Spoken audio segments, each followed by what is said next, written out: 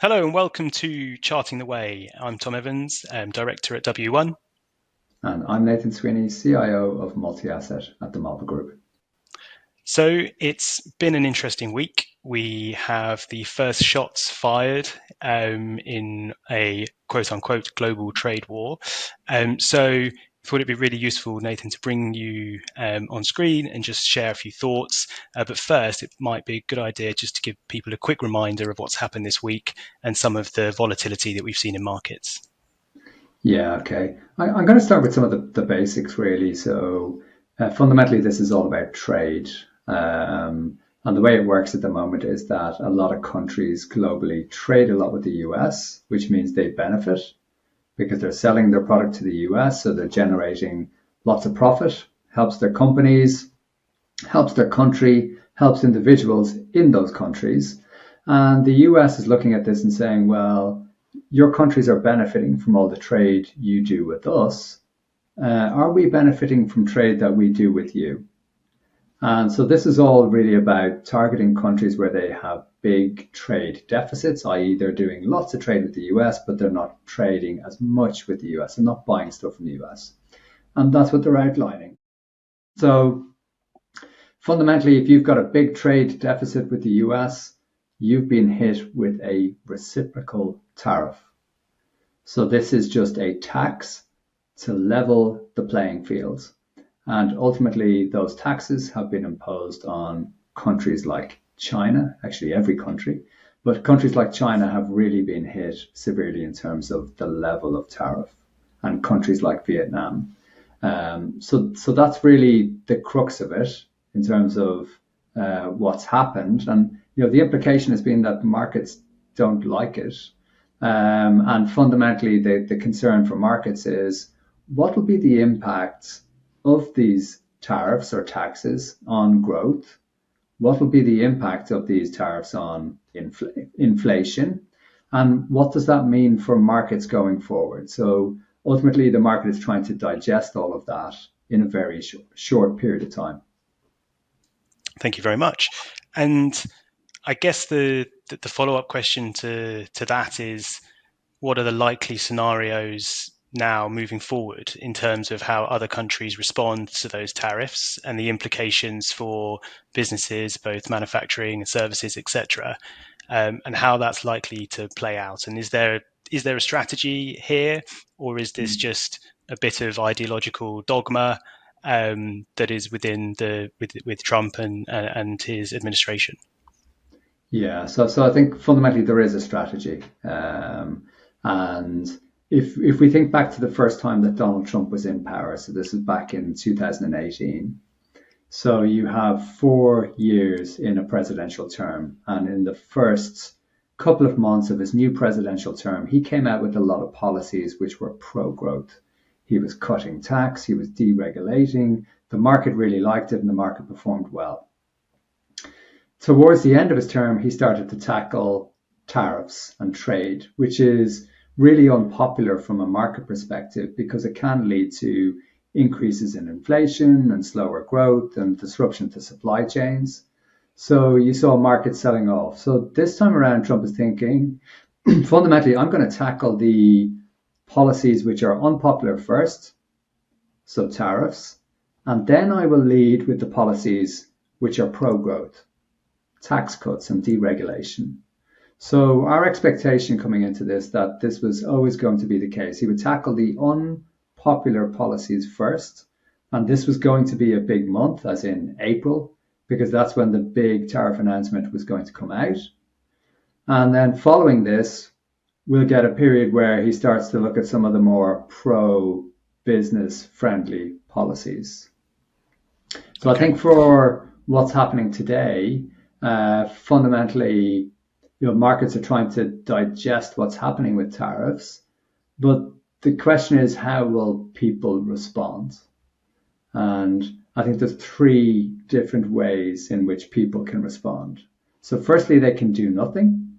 You've increased taxes on our country, and we're not going to respond to that. They could retaliate by increasing taxes on goods coming from the US into their country, so retaliation.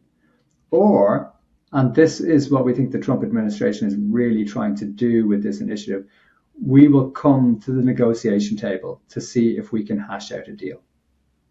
So he said basically on the first point that I mentioned, we believe the trade practices you have with the US are unfair because we're buying lots of your stuff, you're not buying much of our stuff. Therefore, we need to negotiate better terms. So I think the fallout from this is that clearly China has retaliated already, but I think that other countries will look to negotiate. And I think the UK is actually in a prime position because, firstly, the tariff rate is low, but they were working with the US to try and get a trade deal before all of these announcements. So I think that the UK could be one of the first countries to negotiate a reduced tariff term with the US. And I think if that happens, other countries will then look at that and see maybe that's the approach we should be taking instead of retaliating. So there is quite a lot happening in a short period of time, but I expect different countries will take different approaches, and that in some instances you could see lower tariffs, not higher. Okay. And obviously there's been a huge amount of volatility in markets this week. It might be worth putting up one of the charts that the team have kindly put together, which looks at the maximum drawdown each calendar year and the ultimate return. Obviously, you can see from this chart that whilst there is, in every year there is volatility, downward pressure in markets, and ultimately 75-ish% of the time markets end in higher territory. Is that a likely scenario in this instance? Are you expecting April to be the most volatile of months, and as those negotiations take shape and as a lot of the uncertainty disappears from the marketplace, you're likely to see some more positive sentiment, or is this a more protracted affair than that? Yeah, I think fundamentally we all have to remember that markets do go up in the long term, and that's just as a result of change in technology which drives growth. So that's always been the case. The second thing which has always been the case is that investing comes with risk. So the volatility is a part of investing. I think the way to rationalize it is that over the last 2 years we've had markets which have performed exceptionally well. So when we do experience a bout of volatility, it doesn't feel natural. It feels quite unnatural. But the reality is far from the truth, because in any given year, the market can pull back by 5% several times a year from its high. It tends to happen about 3 times a year where the market can fall 5% from its high. Markets tend to fall by 10% at least once a year from their high. And it's interestingly, if you look at data for any specific market, and let's take the S&P as an example, so S&P 500, US stock market, obviously it's in focus this year because of the poor performance. But on average, if you look at stock markets going back 40, 50 years, the average underperformance from peak to trough in any given year is 16%. That's a big number, and that feels quite uncomfortable. But in 75% of the times, and in any calendar year, the market is positive. So it is quite hard to rationalize that, particularly when you're in the eye of the storm. And I suppose the good thing to highlight is that one of the key uncertainties for markets this year was around tariffs. And that clarity around what tariffs mean and what they look like, that's all coming to the market quite quickly. And the quicker that happens, the more certainty it provides for markets then to move on, because they can digest what's the impact of that.